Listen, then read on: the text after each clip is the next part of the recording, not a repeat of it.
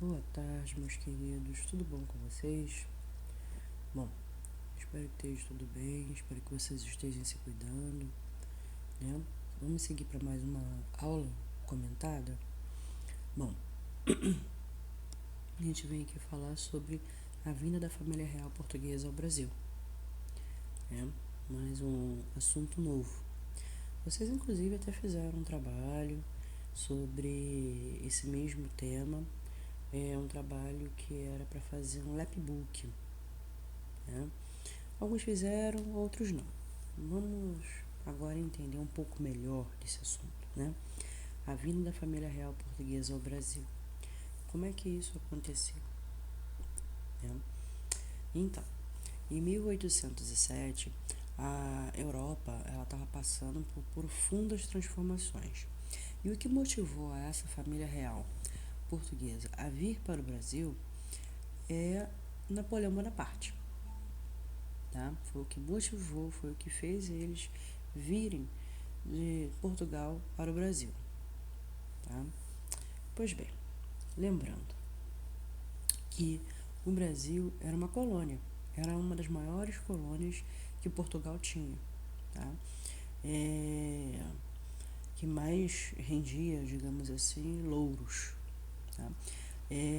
Além do Brasil, Portugal tinha várias outras colônias, principalmente no continente africano, né?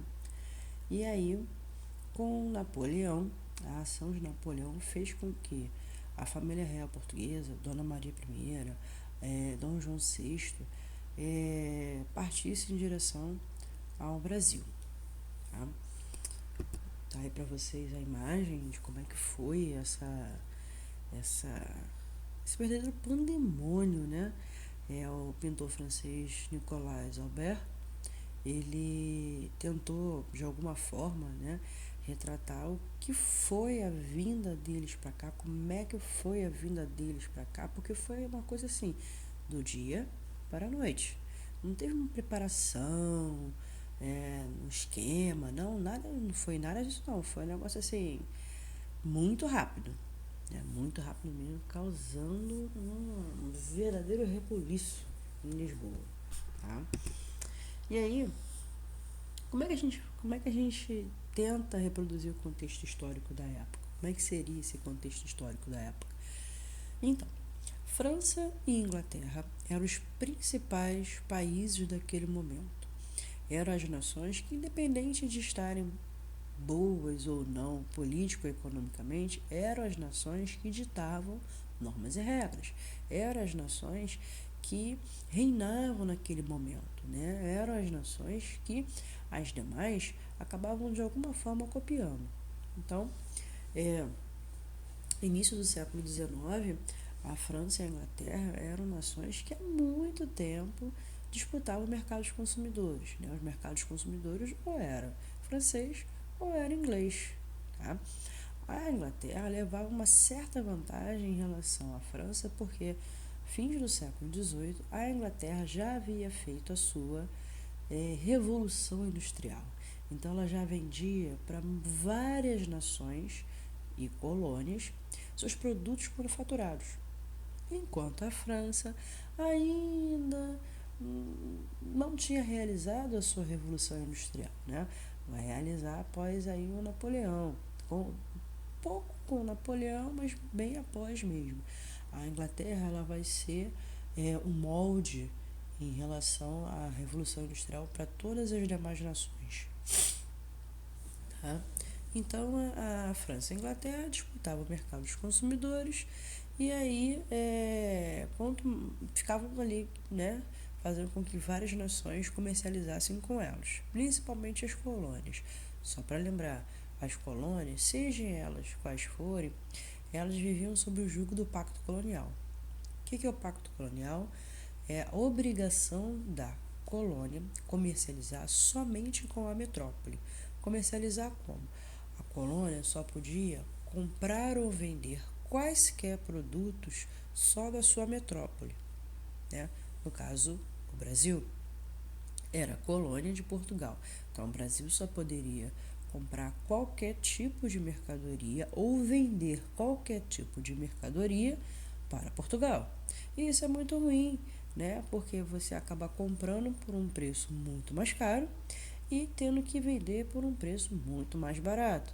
Então, o mercado interno brasileiro, como exemplo, era muito fraco em relação a isso. Sem contar que Portugal realmente não deixava que esse mercado interno fosse crescente, né? Até porque não iria perder, né? Não queria que esse pacto colonial se desfizesse de alguma forma. A gente tem aí, a partir de 1750, 1770 mais ou menos, a atuação da Dona Maria I, que impede que haja fábricas e indústrias no Brasil.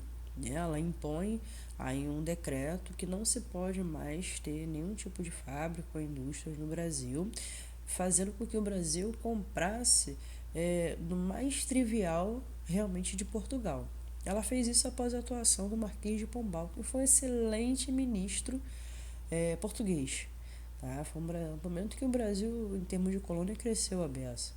Aí ela resolveu fazer isso, até por uma questão, segundo dizem, ela estava começando a enlouquecer, né?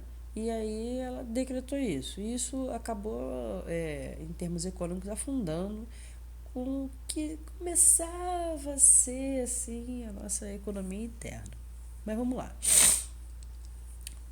Portugal e o Brasil tinham muitas relações econômicas, mas o Brasil, Portugal e Inglaterra também, né?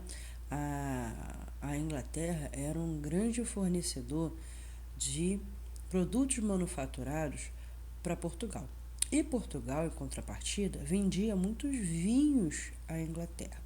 Tanto que eles fizeram um tratado, chama-se Tratado de Methuen, Tratado dos Panos e Vinhos, em que Portugal comprava tecido, produtos manufaturados da Inglaterra, e a Inglaterra acabava comprando vinho português. Era um acordo que beneficiava mais os ingleses do que os portugueses. Os vinhos ingleses, na época, eram bem melhores que os vinhos portugueses, né? E como a Inglaterra era a única nação naquele momento que vendia produtos manufaturados, vendia tecidos, né? Então acabava ditando o valor do produto, né? Então esse acordo durou por muito tempo entre Portugal e a Inglaterra, tá? Por muito tempo mesmo. Bom, aí a França, governada por Napoleão Bonaparte, ela começou seu processo de expansão. Tá? O Napoleão aí volta de 1807, 1805 até um pouquinho antes. Ele está nesse período em que ele é imperador, em que ele é cônsul, é o período do consulado, perdão. E aí ele é um período de grande crescimento francês. E aí ele está invadindo regiões, ele está conquistando regiões, né? Ele está crescendo com seu poderio. E ele vai realmente para cima da Inglaterra e de Portugal. Tá? A França e a Inglaterra, nesse momento, inclusive, até disputam algumas batalhas essas que demonstram o quanto poderosas essas duas nações, né? A França tem um poderoso exército, um exército extremamente temido em toda a Europa. Já em contrapartida, a gente tem a Inglaterra, que tem uma poderosíssima força naval. E não poderia ser muito diferente, já que a Inglaterra é uma ilha, então ela tem que escoar sua mercadoria por navios, né? Então os navios ingleses eram muito poderosos naquele momento. Então são nações que demonstravam seu poderio dessa forma, né? E aí o Napoleão, ele acaba por uma questão de tentar resolver, né, a queda dessa Inglaterra, a queda econômica dessa Inglaterra, ele decreta o bloqueio continental. Tá? Decreta o bloqueio continental. O que seria esse bloqueio continental? O bloqueio continental nada mais é que qualquer nação que comercializasse com a Inglaterra iria ser invadida pelas forças napoleônicas. Por que ele fez isso? A Inglaterra comercializava o mundo inteiro, né? E aí ele demonstrou a sua força, seu exército muito poderoso, e impôs esse decreto. E ele pensava que as demais nações acabariam não comercializando com a Inglaterra, fazendo com que economicamente ela declinasse, né? Por conta do bloqueio. É claro que inicialmente as nações vão ficar morrendo de medo, né? Não vão comercializar, vai ver se alguém vai invadir, depois vai atrás, né? É algo que vai inicialmente, bem no início, vai acabar perdurando, mas não por muito tempo. Por quê? Só para a gente lembrar. Várias nações comercializavam com a Inglaterra, Espanha, Portugal, a Rússia, diversas nações comercializavam com a Inglaterra. Então, como é que eu não vou conseguir mais fazer esse comércio? Né? Ficava aquela coisa, eu compro ou não compro? Eu compro na Inglaterra, mas eu me deixo ser invadido pela França. Então, como é que fica isso? Então, em 1805, 6 mais ou menos, é decretado esse bloqueio continental e Portugal, que é o nosso caso, se vê em papos de aranha. Né? O pessoal fica realmente bem preocupado em relação a isso, porque como é que a gente vai fazer? Portugal tem o tratado de Meeting, tem que respeitar esse tratado. Né? Não só isso, tem uma boa relação comercial e dependia muito da Inglaterra, dependia muito da Inglaterra. Então, tá? O primeiro país a realmente furar esse bloqueio continental é a Rússia. Depois a gente tem Portugal. Né? O Dom João VI, só para lembrar, ele ainda não era rei. Quem era rei era sua mãe. Ele era o que a gente chama de príncipe regente. O pai dele e o irmão mais velho haviam morrido. E aí ele, que nunca havia sido treinado, cogitado para ser rei, se viu nessa situação. Né? Ele não poderia assumir o cargo de rei porque a mãe ainda era viva. Estava começando a dar áreas de sanidade, né? Ela estava ficando louca, literalmente. E aí ela não tinha sido interditado. Então ele só poderia ser chamado por príncipe regente. Tá? E aí, através de um acordo com a Inglaterra, você tem Portugal vindo para o Brasil. Né? No lugar de Portugal, a gente tem como eu posso dizer, um representante inglês em solo português. Tá? Para poder invadir Portugal, a França tinha que passar pela Espanha. Né? E a França acabou fazendo um acordo com a Espanha que permitia essa passagem dos franceses pelo território espanhol em troca lá de territórios e tal, tudo mais. E as tropas francesas chegaram a entrar mesmo em Portugal. Né? E aí, quando estava se aproximando lá de Lisboa, a sede do governo português, Dom João VI não teve alternativa, teve que rapidamente traçar um plano e vir para o Brasil. Tá? Então, no lugar lá do Dom João VI, com as cortes portuguesas, vai ficar o Lord Strangford. É uma espécie de embaixador inglês. Tá? Então, ele vai ficar lá representando o governo português. Enquanto isso, a família real vem para o Brasil. Então, em mais ou menos em novembro de 1807, a família portuguesa, ela vem para o Brasil. E aí, quando vem para o Brasil, é o seguinte, né? Eles pegam tudo que podiam, porque, como eu falei, foi algo assim, de um dia para o outro. Então, eles pegam tudo que eles podiam. Inclusive, há quem diga que eles esvaziaram os cofres portugueses, tá? Pegaram os navios e zarparam para cá. Aí, lá para janeiro de 1808, você tem a corte chegando em Salvador. Uma parte da corte portuguesa chegando em Salvador. E aí, por volta de mais ou menos março, você tem a outra parte da corte portuguesa chegando aqui no Rio de Janeiro, tá? Aqui no Rio de Janeiro. Isso. Quem não gostou nadinha foi a Carlota Joaquina. A Carlota Joaquina, que é espanhola, né? Ela odiava o Brasil. Odiava o Brasil. E fazia também qualquer coisa contra que o Dom João VI dissesse, né? Eles sempre disputaram muito. Havia uma rivalidade muito grande entre os dois. E aí quando ela teve que vir para o Brasil, né? Ela carinhosamente chamou o nosso país de Quinto dos Infernos. Era assim que ela se referia ao Brasil, né? Então, ela gostava muito, né, do Brasil e aí acabou tendo que vir para cá, coitada, de malha e cuia, literalmente de malha e cuia, tá? Então,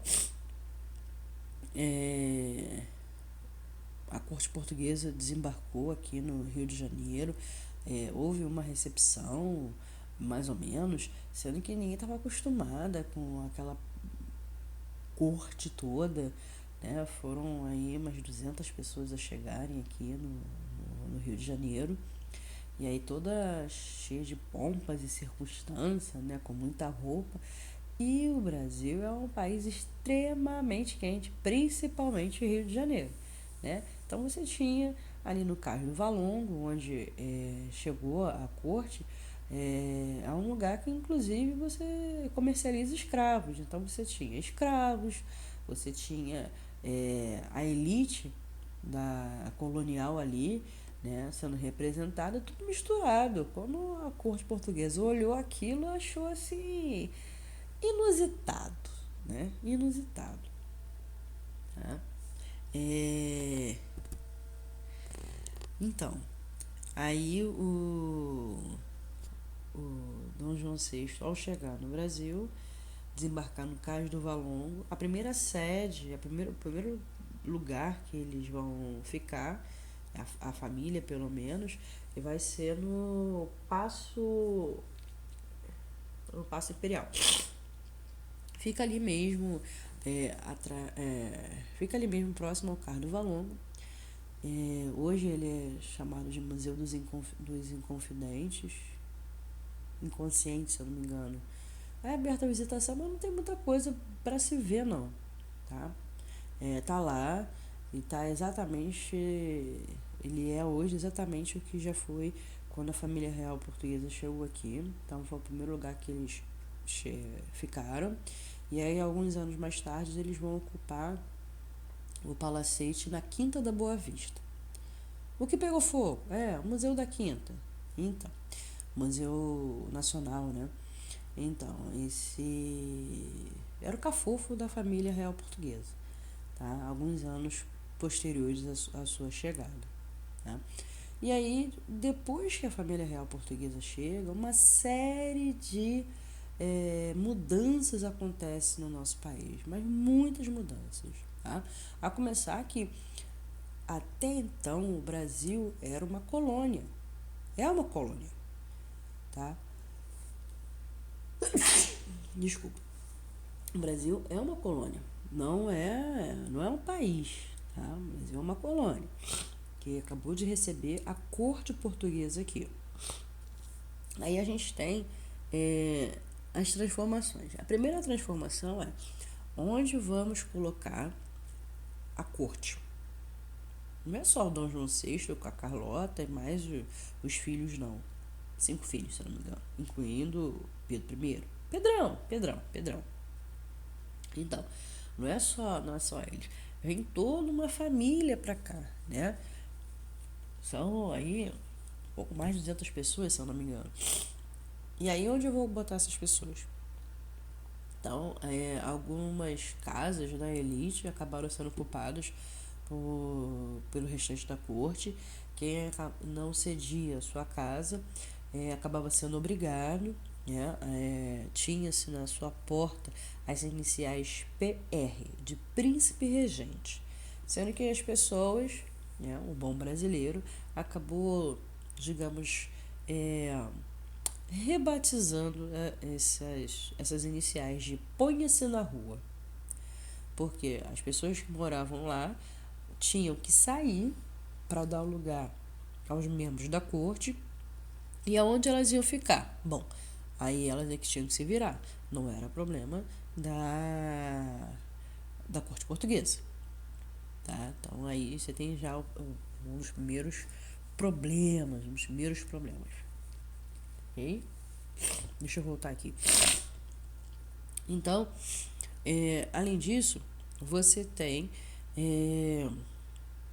através de uma carta régia, a abertura dos portos a nações amigas. E aí você vai romper de vez com o pacto colonial, tá? Porque o Brasil passa a comercializar diretamente com a Inglaterra. Isso, o Brasil passa a comercializar diretamente com a Inglaterra, tá? E o pacto colonial não prevê isso, né? O pacto colonial seria, no caso do Brasil, o Brasil comercializando com Portugal, mas o Brasil não vai mais comercializar só com Portugal. O Brasil também vai comercializar principalmente, quase que exclusivamente com a Inglaterra. Então isso fere o que a gente chama de pacto colonial. Tá? Aí vocês vão me perguntar, gente, mas e aí o Napoleão? Bom, o Napoleão, ele vai acabar tendo grandes problemas, porque ele vem com a tropa tentar invadir Portugal, mas você também tem a Rússia. A Rússia também fura o bloqueio continental. Ela também tem comércio com a Inglaterra. Então ele acaba tendo duas frentes de batalha. E aí as batalhas começam a ser um pouco reduzidas, tá? E no meio desse caos todo, ele ainda consegue se eleger imperador. Ele consegue se eleger imperador, tá? Então, muitas transformações ainda vão seguir. A gente já viu um pouco desse assunto quando eu falei sobre a Era Napoleônica, tá? Então, além da abertura dos portos às nações amigas, que vai favorecer a Inglaterra, o que você tem mais de transformações? O que acontece a mais no Brasil? Você tem uma permissão para que estabelecimentos de manufatura e indústrias passem a funcionar. Então, lembra que a Dona Maria primeiro havia, já desde o final do século XVIII, proibido? Pois é, quando eles vieram para o Brasil, isso vai deixar de existir. Tá? O Dom João VI, ele acaba permitindo que tanto fábricas quanto indústrias, manufatura, o que quer que seja, possa funcionar. Tá? Possa funcionar. Porque antes não podia, agora já está podendo. Além disso, a gente tem outras coisas acontecendo, outras transformações.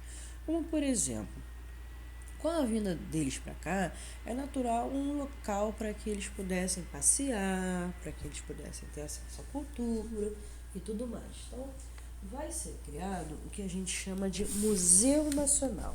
Museu Nacional de Belas Artes. Ele se encontra ali na Cinelândia. Tá lá, lindo, belo, majestoso, aberto à visitação. É um museu lindo, lindíssimo, belíssimo. E aí, quando Dom João VI veio para cá, trouxe as mais belas obras de Portugal para cá. Que ele não podia trazer, ele mandou fazer uma réplica, tá? E trouxe para cá. Então, aí a gente, nesse sentido, se deu muito bem. Ao lado do Museu Nacional de Belas Artes, vai ser criado a Biblioteca Nacional, né? O que na época chamava-se Biblioteca Real. Por quê? Antes deles virem para cá, todos os documentos que tinha em Portugal foram retirados da Torre do Tombo.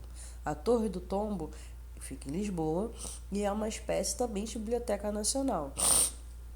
Então trouxe muitos dos livros. O que eles não puderam, eles mandaram depois, obviamente, fazer réplicas desse acervo, né? E aí foi trazido para a Biblioteca Nacional. É óbvio que ao longo do tempo, até durante a gestão do Dom João VI, a gente tem enormes contribuições tanto para o Museu de Belas Artes quanto para a Biblioteca Nacional. Fica uma ao lado da outra, até hoje funciona, é aberta a visitação. Se não me engano, tanto um quanto o outro, as exposições são gratuitas. Né? Tudo que sai impresso, tudo que é de meios de comunicação, uma cópia fica na Biblioteca Nacional. Tá? É, é belíssimo a Biblioteca Nacional, gente. É linda. Só a parte arquitetônica já é um ponto a mais nisso aí. Então, por dentro, então, é muito bom. Que mais? Você tem a criação de um observatório. Esse observatório hoje é o Museu de Astronomia e Ciências Afins, que fica em São Cristóvão. Também é aberto à visitação. Não sei se em algum momento, se vocês são alunos da Alessandra ou da Mariana, elas devem comentar sobre isso. Tá? Se não, vocês perguntem a ela ou ao professor de física. Então lá dá para vocês visitar, né, e tudo mais. É maravilhoso. Além disso, a gente tem um jardim botânico. Como eu falei, a família ela precisava de um local para passear, né, para passar os finais da tarde e tudo mais. E aí foi criado o jardim botânico. Aquelas palmeiras na entrada, elas existem desde Dom João VI. São as palmeiras imperiais. Elas ficam todas enfileiradinhas, né? Então, ali era um lugar para eles passearem, para eles poderem curtir, tá? Vamos lá. Aí a imagem para vocês, né? A gente tem do lado, como eu posso? A gente tem de um lado a Biblioteca Nacional, tá? Essa em amarelo, parece um amarelo, tá? Essa Biblioteca Nacional, a visão dela, e do outro lado o Museu de Belas Artes, ambos criados aí com a vinda do Dom João VI ao Brasil. Aqui a gente tem, de um lado, aí as palmeiras imperiais, né? A entrada aí do Jardim Botânico é maravilhoso, o acervo botânico de lá é belíssimo. Para entrar você paga bem pouquinho e é um lugar bem legal para se visitar, tá? E do outro lado é o CCBB, Centro Cultural Banco do Brasil. Quando a família real veio para cá, criou-se um impasse, né? O Dom João VI ele havia tirado uma bolada lá dos cofres portugueses. E quando chegou aqui, ia botar onde esse dinheiro, né? Na colônia não tem banco. Então foi criado o Banco do Brasil. O Banco do Brasil. E aí nesse banco passou-se a ser depositado, enfim, a circular todo o dinheiro aqui na colônia. O que anos mais tarde, anos mais tarde, está funcionando como um centro cultural, é um local de exposição. Tem sim uma agência bancária no andar térreo, pequena, mas na parte de trás, né? Mas o resto do prédio todo funciona como um centro de exposição. E ali tem exposições belíssimas, maravilhosas. Algumas você tem que pagar, outras acaba que são de graça. Aí tem que entrar no site para poder ver, né? Isso tudo. Então, durante a gestão do Dom João VI funcionou muito bem. E aí após 1820 até 1840 o CCBB teve fechado. E só vai abrir depois aí de 1840, 1850, está funcionando até hoje. Na 1º de março. Essa aí é a imagem do museu do Observatório Nacional, tá? Museu de Astronomia e Ciências Afins, se eu não me engano. Acho que é esse o atual nome dele. Tá? Então isso tudo, essa é uma das... Tem muitas coisas, mas é assim, só um pouquinho do que aconteceu com a vinda da família real para cá. Eu não coloquei aí, mas eu posso estar comentando que assim, o Dom João VI, ao viver aqui no Brasil, ele criou o que a gente chama de missão antártica, né, uma missão artística, em que os melhores botânicos, melhores cientistas da época iriam percorrer o Brasil, em termos de colônia, e iriam registrando a fauna e a flora. E aí uma boa parte desse registro está lá no Jardim Botânico, né? Não só isso, as imagens que a gente tem no Brasil Colônia, durante a gestão do que a gente chama de período joanino, graças ao Dom João VI mesmo, que ele também trouxe artistas para cá para retratar o cotidiano. Então você tem o Tannen, você tem o Debré, você tem o Rugendas, que são todos desse período aí mais ou menos. As imagens que a gente tem com a vinda da família real para cá é graças ao Dom João VI. Sem contar também com o processo de reflorestamento da Floresta da Tijuca. A Floresta da Tijuca havia sido muito devastada. E aí, com a vinda deles para cá, você tem todo o início de processo de reflorestamento. Começa com Dom João VI, passando por Pedro I, e aí passando também por Pedro II. Tá? Dentre outras coisas mais, né? Que estão aí até hoje e infelizmente é muito pouco falado. Muito pouco mesmo falado. Tá? Você tem em 1810 um tratado, tá? Que a Inglaterra utilizou o Brasil para escoar suas mercadorias armazenadas. Tá? Essas mercadorias eram até desnecessárias para o Brasil, mas acabou o Brasil servindo meio que de um depósito. Tá? É o Tratado de Comércio e Navegação, Tratado de Amizade e Aliança e o Tratado dos Paquetes. É o mesmo tratado, são tratados que ocorreram ao longo de 1810. Tá? Ao longo de 1810. Aí a gente tem como característica o quê? O direito de extraterritorialidade, que os ingleses cometessem crimes, por exemplo, em territórios portugueses, seriam julgados conforme a lei inglesa. Liberdade religiosa para os ingleses, além da garantia de que a Inquisição não seria estabelecida no Brasil. A gente tem muito poucos registros da Inquisição no Brasil. Tá? 15% de taxa para as mercadorias inglesas. A abolição do tráfico de negros. Começa, a partir de 1815, toda uma propaganda da Inglaterra de abolir o tráfico de escravo, né, de dar a liberdade aos escravos, a partir de 1815. Por quê? Porque ela é boazinha? Porque ela viu que, poxa, coitados, né? Não. Ela percebeu que escravo não tem dinheiro. Se não tem dinheiro, ele não compra. Se não compra, como é que a Inglaterra vai vender os seus produtos manufaturados?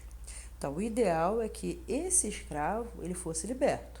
Ele sendo libertado, ele iria ter que trabalhar. Trabalhando, ele iria ganhar dinheiro. Ganhando dinheiro, ele iria comprar mercadorias. Então, seria vantajoso para a Inglaterra. Então, o que ela fez? Começou toda uma campanha para abolir o tráfico de escravos. Então, ela vai fazer, a partir de 1815, toda uma campanha em relação a isso. Tá? Infelizmente, o nosso país é o último a abolir a escravidão, em 1888. As principais consequências desse tratado de 1810 é uma aniquilação da burguesia mercantil portuguesa em relação ao comércio com o Brasil. Atrasa um desenvolvimento industrial brasileiro e um domínio britânico sobre Portugal. Vamos lá. Em 1814, a gente tem aí o Congresso de Viena reformulando, refazendo todo o mapa político europeu. Porque o Napoleão ele já havia tido a sua derrocada, estava lá exilado, né? E agora o cenário vai começar a mudar de figura. Tanto que as cortes portuguesas vão começar a pedir para Portugal, para Dom João VI voltar para Portugal. Então tem toda uma campanha de retorno do monarca a Portugal. Afinal de contas, Portugal está sem rei. Porque o rei está onde? Quilômetros de distância, curtindo, né, férias no Brasil, tá? E aí a gente tem o Brasil em 1814 sendo elevado à condição de Reino Unido do Brasil e Algarve. Reino Unido de Portugal, Brasil e Algarve. Então, o que já acontecia na prática, né, agora passa a ser também na teoria. O Brasil deixa de ser colônia e é elevado à mesma categoria que Portugal. É óbvio que lá em Portugal, as cortes portuguesas, o pessoal que estava por lá, não gostou nadinha disso. E daí pediram, Dom João VI, volta para Portugal. E a Dona Maria ainda existia? Não, ela havia cometido suicídio, tá? Ela havia morrido e o Dom João VI já era agora o rei mesmo, tá? Já era rei mesmo. Então, Dom João VI começou a partir desse momento a ser pressionado a retornar a Portugal. Vamos ver no que vai dar. Tá? Ele cada vez mais começa a ser pressionado. As tropas francesas elas estão literalmente derrocadas. Está havendo uma transformação na Europa. Tá? E aí o Dom João VI não tem alternativa a não ser retornar para Portugal. Então, ele, Carlota Joaquina e os filhos mais novos retornam para Portugal. Pedro, que era o filho, um homem mais velho, havia ficado no Brasil. Quem iria tutelá-lo seria o José Bonifácio de Andrade Silva, tá? Que ia ficar para ajudar o Pedro I a prepará-lo, né, para quem sabe processo de independência. Já era, há quem diga que já era nítido notório que o Brasil iria se tornar independente de Portugal. Tá? Já tinha essa ideia. Okay? Então, a principal consequência da vinda da família real para o Brasil foi a antecipação do processo mesmo de independência. Aqui no Brasil não vai ser exclusividade, tá? As demais nações ao entorno do Brasil, logo em seguida, também se tornarão independentes. E aqui, pra gente estar finalizando, eu coloquei umas imagens que você tem tudo de branquinho, o Paço Imperial, é a primeira casa aí da família real portuguesa, assim que chega ao Rio de Janeiro. E ao lado, mais amarelozinho, é o Museu da Quinta da Boa Vista. É assim chamado o palacete, porque quinta quer dizer castelo, né? Boa Vista, porque tinha uma vista maravilhosa. Hoje é uma porcaria, né? Você só vê favela, só vê coisa ruim. Mas na época dava para você inclusive ver o mar. Tá? Então era uma vista maravilhosa, tinha uma boa vista. E aí esse palacete foi então a casa de Dom João VI, de Pedro I e também de Pedro II. Infelizmente, né, recentemente acabou pegando fogo e estão num processo de recuperação. Espero que realmente recupere, porque o acervo que tinha lá era muito bom. A outra imagem nessa imagem mais antiga, a gente tem o Cais do Valongo. Tá? Então você tem aí aonde o navio com a corte portuguesa havia aportado. Tá? O pessoal chegou aí, subiu essas escadinhas. Do lado esquerdo você tem o Paço Imperial, aquele mesmo Paço Imperial da foto anterior. Do lado oposto você tem uma construção aqui embaixo, dá para você ver um pouquinho, parece uns arquinhos, é o Arco do Teles. Tudo isso que você está vendo aí, você vê até os dias de hoje. Na imagem ao lado, a imagem mais nova, é o Cais do Valongo recentemente. Não dá nem para você perceber que o mar vinha até ali, né? Pois é meio estranho, né? Mas é. E aí, eu espero que vocês tenham entendido, tá? Qualquer dúvida, gente, me avisa por e-mail, entra em contato, tá ok? Espero que vocês tenham entendido. Então, a todos, uma boa tarde, fiquem com Deus, se cuidem, se cuidem.